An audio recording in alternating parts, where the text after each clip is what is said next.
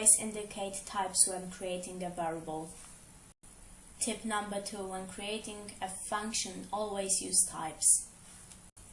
Always use descriptive variable names that tell exactly what is a variable, why is there.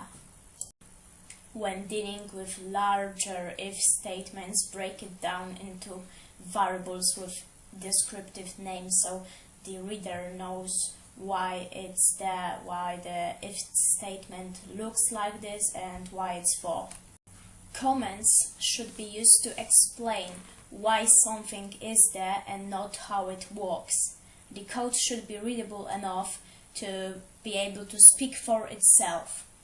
Comments should be used only to describe why the function or why the code snippet is there in the first place.